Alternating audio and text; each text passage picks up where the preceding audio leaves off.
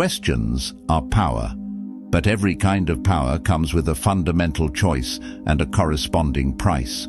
Use it merely to silence others, to score cheap points, or to inflate your own ego, and you become a common manipulator. Use that power, however, to awaken them, to guide them toward uncomfortable self-discovery, and to lead them to a higher truth, and you become a philosopher, a force for lasting clarity. Socrates, the man who walked the streets of Athens and, by all accounts, never lost a single debate, was not victorious because he was always right. He was invincible because he never entered a debate to win. While others frantically drained their minds, trying to defend shaky, often inherited opinions with increasingly aggressive statements, he did the opposite. He simply asked questions. Each question was crafted, calibrated, and sharp as a honed blade.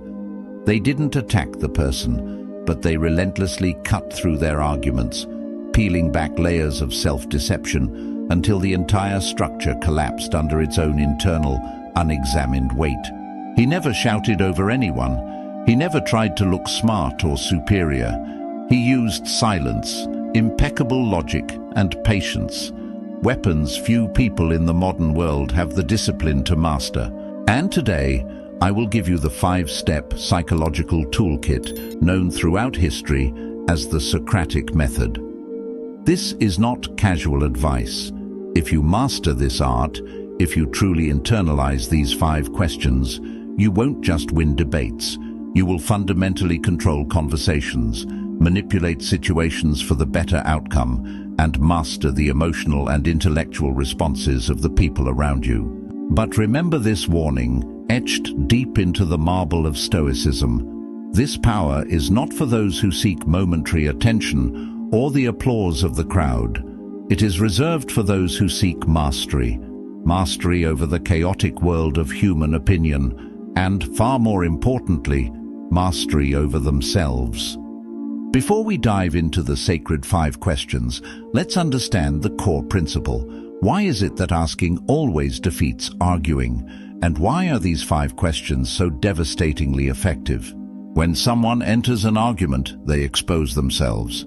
They commit to a position. They build a tower of words and beliefs, an intellectual fortress. But every tower, no matter how tall or imposing, can fall if one load-bearing brick at its foundation is removed. The arguer builds. The questioner, however, doesn't build anything. They dig. They dig not at the structure, but down to the very base of belief, the hidden foundation. And when the ground gives way, when the belief is exposed as baseless, the whole structure collapses with stunning efficiency. A question is invisible, yet it carries the irresistible, undeniable force of truth. You cannot lose when you simply ask an honest, genuine question. A statement can be factually wrong. A perfectly phrased, genuine question, seeking clarification, cannot be wrong. Here is the profound psychological edge. Arguments make people defensive, angry and resistant. Questions, however, make them pause, reflect, and think. Socrates knew this simple truth. He understood the human ego always wants to be right, always wants to defend its territory. So instead of attacking it directly, he invited others to collaboratively draw the map of their own deeply held beliefs. And when they reached the edge of that map, often where they expected to find solid ground, they discovered the terrain beneath them was only shifting, unstable sand. That was never about winning an external fight. It was about liberation from illusion. Part 1. The foundational collapse. How do you know that's true? This question sounds simple, almost embarrassingly harmless. It is, however, the seed of intellectual collapse. Everyone has beliefs. Yet almost no one has truly interrogated why they believe what they believe. Most beliefs are not earned through painful, independent thought. They are inherited, copied, or unconsciously absorbed from the immediate social crowd, the media, or the family structure. The common answers are the telltale sign of an unexamined life. I heard it somewhere. Everybody knows that, or it's just obvious, those non-answers. are proof that they have never once examined the roots of their own convictions. Because 99% of people do not live by thinking, they live by social repetition. They believe not in what is provably true, but in what they have heard the most often. They declare that the world is getting worse. They assert that success absolutely requires a college degree. They are certain happiness means having more money. But when you look them in the eye and ask, "How do you know that's true?" they have no verifiable answer. And when someone cannot defend the empirical source of their core belief, they begin to lose confidence not just in the argument, but in themselves. They are forced to realize that what they had proudly called truth was nothing more than raw emotion dressed up poorly as logic. Socrates understood that every untested belief is dangerous, because what is unexamined doesn't just sit there, it actively controls you. Scenario example. One afternoon in Athens, a confident, loud young man confronted him, declaring, "Your philosophy is useless. Reality is the only truth that matters."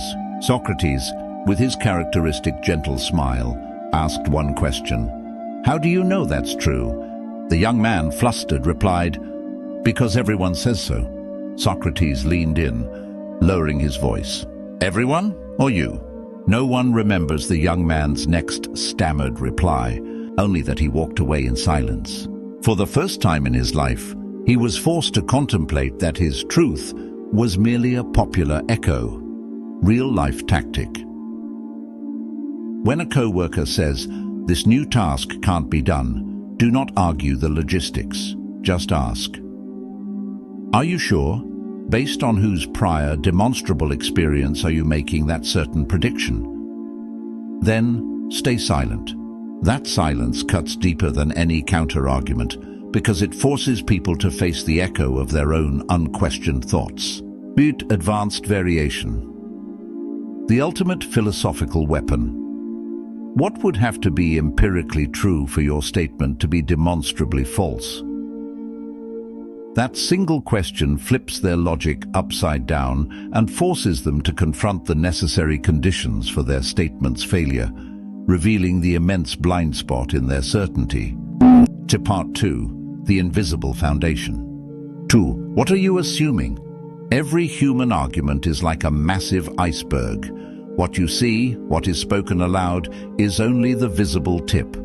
What lies beneath, the vast invisible volume, the unspoken assumptions, are the only things keeping the entire structure afloat. Consider this common contemporary example. People should go to college immediately after high school because a degree is the only path that guarantees a secure, good-paying job. That sounds reasonable on the surface, but beneath the surface, there are at least 3 massive, unexplored assumptions. You are assuming that everyone wants the exact same definition of a good job. You are assuming that the ultimate value of life is and should be measured in a salary or financial success. And most critically, you are assuming that college always leads to success and is never a financial burden or waste of time. Peel away those layers, expose those assumptions to the harsh light of day, and the original argument begins to tremble as the person speaking starts to critically think about their own reasoning for the first time.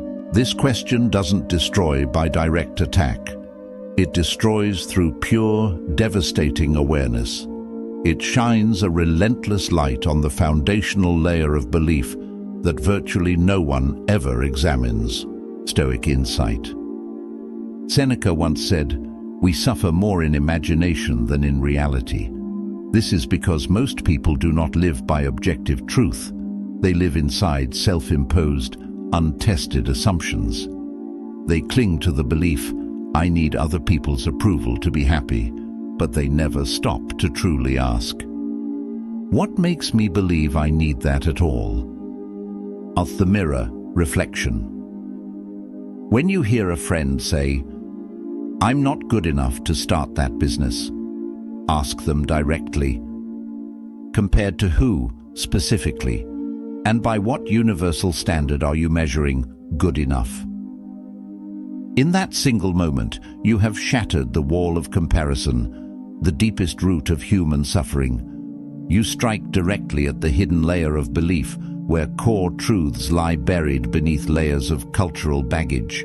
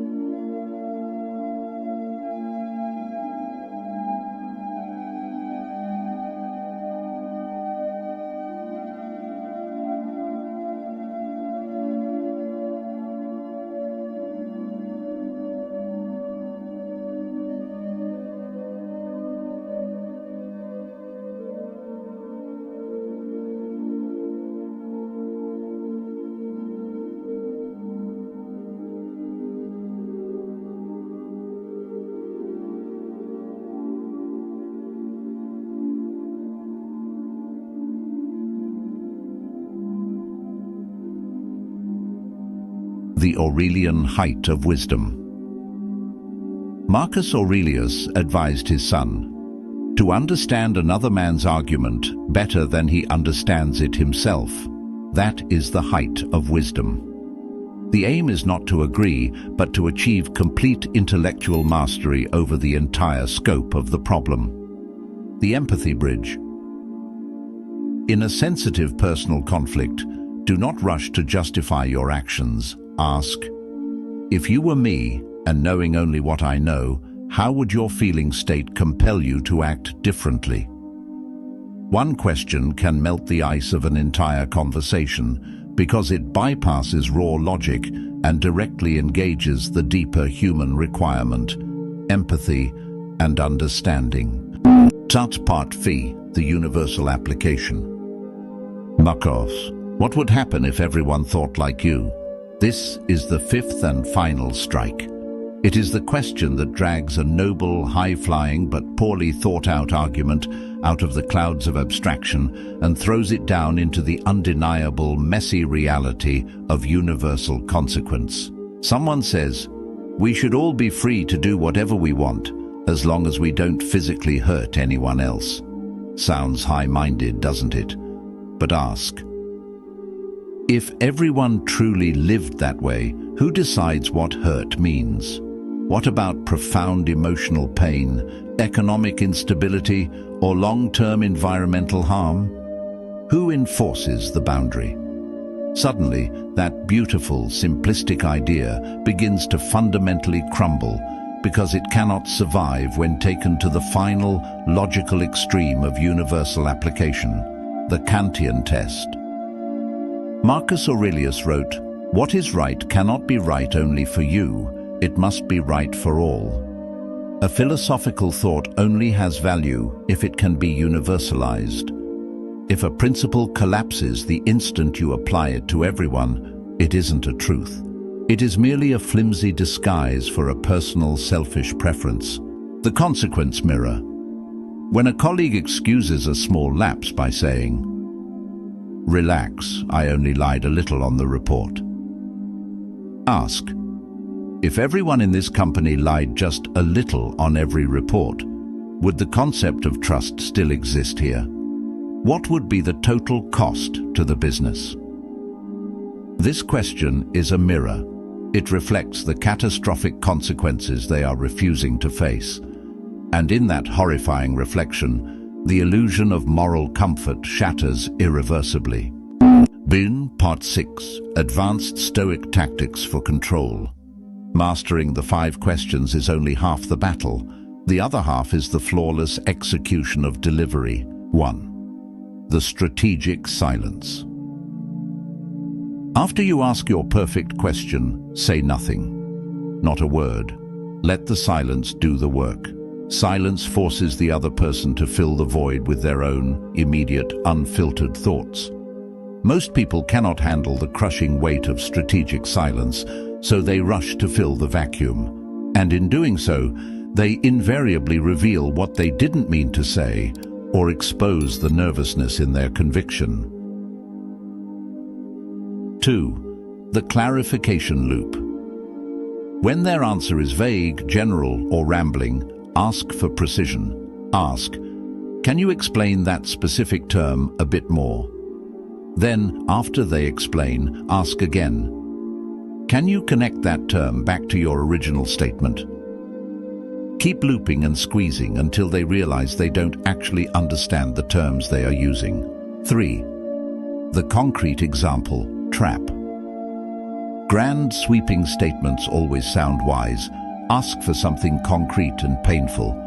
Can you give me a real, verifiable, recent example of that principle working successfully in your own life? Watch how their grand philosophical statements begin to crumble the moment they have to meet the reality of a specific, tangible event. 4. The consistency check. If the conversation is long, log their initial positions. Later, when they inevitably contradict themselves, use this soft query. Earlier, you made a strong case for point A. Now you appear to be leaning toward point B. In your mind, how do those two powerful ideas fit together without contradiction? No one, not even the most practiced debater, can outrun their own internal logic forever. Eventually, their own contradictions will corner them, leaving you completely out of the argument. Part 7. The Art of Stoic Defense.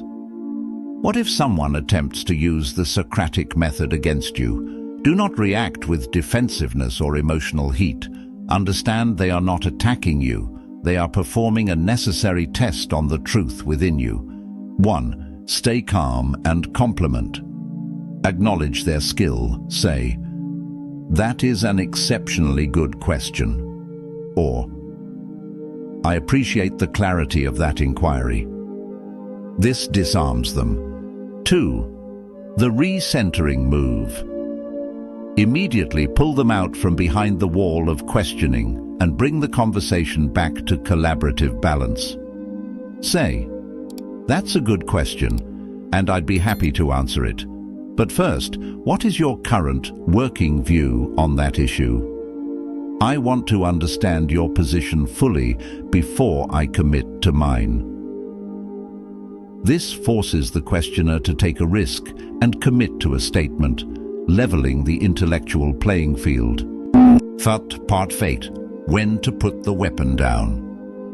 A true Stoic philosopher doesn't just know how to speak wisely.